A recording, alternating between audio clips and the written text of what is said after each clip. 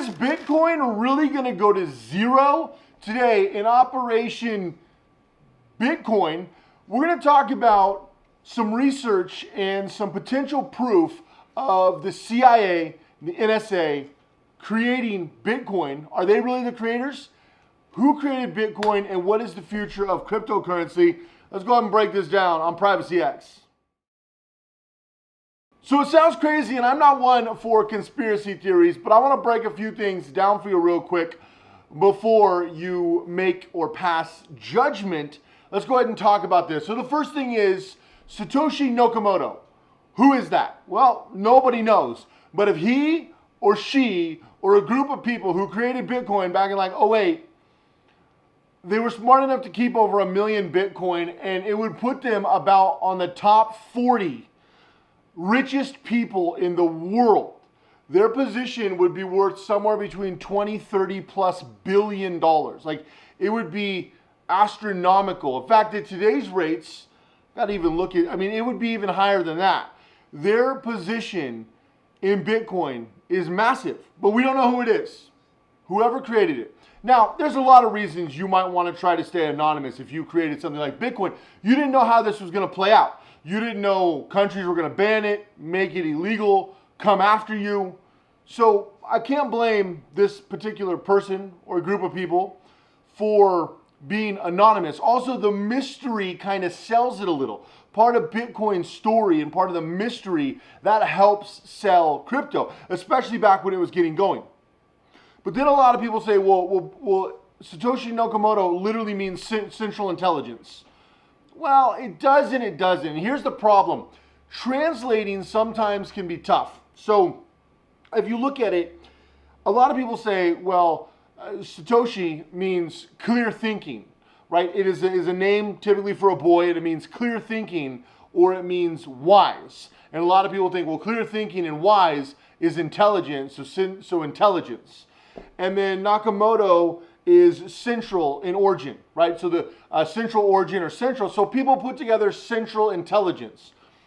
There's 5 or 6 potential meanings. And the trouble always is when you take a translation from one language to another, they don't always match up. I've got a couple really good friends that speak different languages, and sometimes we'll talk about words, and sometimes there's not a perfect translation, right?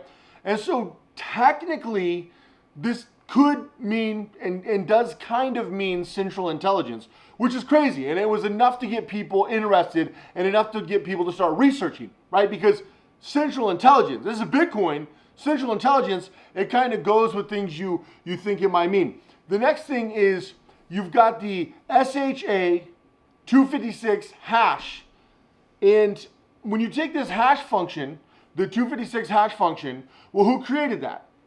The NSA. Literally, the NSA created it.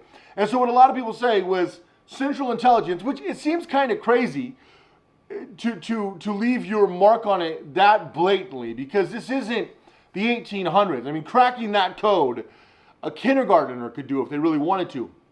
But the fact that the hash was by the NSA, a lot of people say, well, there's a backdoor in Bitcoin. And Bitcoin can actually have a backdoor in it, which could be cracked. And if that's true, then a lot of people say that the CIA or the NSA, or whoever happens to control it, could potentially wipe it out. They could do something to wipe it out.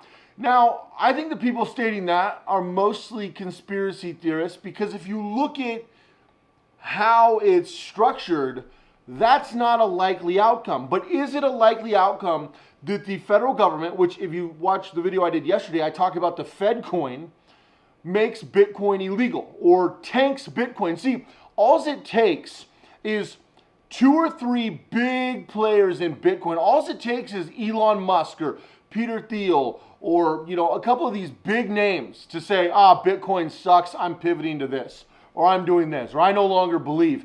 And the market will get crippled. The one thing about cryptocurrency that everybody with any intelligence, you don't have to be the central intelligence, but just intelligence period, agrees on is there's really 2 fundamental facts. One, Bitcoin is not a privacy coin. That's why I don't like it. That's why I like coins like Monero, maybe Zcash and R, Pirate Chain. But Bitcoin is not a privacy coin. It was sold as that. It was sold as this mystique. And I think that's why Satoshi Nakamoto is kind of in the background, right? And you don't know who it is or what group of people or he or she or whatever. So it was sold as this kind of mystique, but it really isn't. It's actually quite open, quite public. So it's kind of that classic bait and switch. So a lot of people say, well, this is exactly what the government would do. Maybe they would, or maybe you're selling this to yourself, right? It's easy. It's kind of like if you hear a noise, you can convince yourself it was a ghost. Or something's been leaning up against the wall for 2 weeks and eventually gravity took away and it slowly leaned and it just fell. Doesn't mean it's a ghost, right? You can convince yourself of things. You can convince yourself you see something. You can convince yourself, when you're a kid, there's a monster under the bed. And you can convince yourself that the boogeyman and the big bad government is out to get you with Bitcoin or these other cryptos. Now, is it true?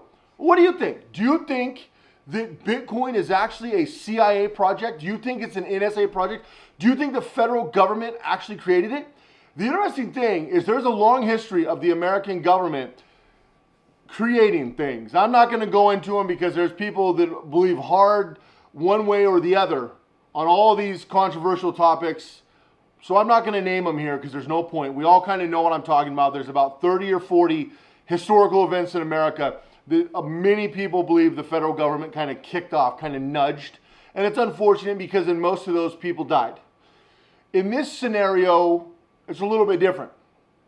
So it's going to be really interesting to see, was the government playing 3D chess? You see, the problem with the federal government is a lot of people say they're morons and they're idiots, and then a lot of people say they're just geniuses and brilliant, and they're doing stuff you can't even comprehend. So it's kind of interesting when we talk about the federal government because we don't really know which way to go, right? Are they just the most brilliant people you've ever, or is it a mixture of morons and geniuses? I don't know. But the reality is, would something like this stay classified for this long if it was a government project? Yeah, that might be the one way this does. Unless this person who created Bitcoin or group, whatever it is, unless they basically did it by themselves and didn't tell a soul, because it's kind of crazy that there's really even been no leaks. There's been nobody. I would have even thought somebody would have tried to take credit, right? It's really interesting to see how this has played out because now it's been a long time. It's been a long time and there's been no real credible people trying to take credit. There's been no leaks like, oh, I know who did it, or it was my old college roommate, or it was my old business partner, or somebody's ex-spouse. It's just anonymous, just straight up ghost. And we're not talking about something little. We're talking about Bitcoin, something that probably 80% of human beings know about at this point. Certainly, almost 100% of people who are connected to the internet and digital devices know about Bitcoin. Whether you invest or not, you know about Bitcoin. So that's a kind of interesting thing. And if you really dive down that rabbit hole, which I did, I hate to admit it, but I did. I spent about 4 hours down this rabbit hole last night alone. And I've been researching Bitcoin for years, know a lot about it. I've been, done all these things. But last night alone, I spent hours diving down the rabbit hole, which is something I try to avoid, but I went really deep. And finally, it comes to like a fork in the road, whether you believe or not. At the end of the day, it really doesn't matter, but what's more concerning is what the government may or may not do. And I think that's the biggest concerning factor. Hopefully, nobody tanks crypto, and hopefully crypto doesn't get pushed down. But I mean, ultimately, we're going to see, depending upon the next 12 to 24 months, it's going to be telling on what exactly happens, on if crypto can sustain or if the government's going to intervene in the hype and bring in their new coin. Now, I have no doubt that the Fed is going to try to launch a coin. And a lot of people don't understand that the Fed is actually privately run. So it's a really weird phenomenon we have with the relationship between the government and the Federal Reserve. Because a lot of people think, oh, Federal Reserve, it's not actually part of the government the way people think. And then you've got cryptocurrency, and then you've got the weakness of the dollar and currency worldwide. So we're kind of ripe for a new currency. Now, some people are saying Bitcoin was a ploy and a group of people who got together to usher in a one world currency, one world bank, one world currency, this new world order BS we've been hearing about forever. That's a scary proposition. We don't want that. The other people say it was just the federal government because they're trying to replace the dollar. Also, a very frightening proposition. We don't want that for privacy reasons, for humanitarian reasons, for freedom reasons, for every reason you can think of. I don't care if you care about privacy or anonymity or freedom or anything.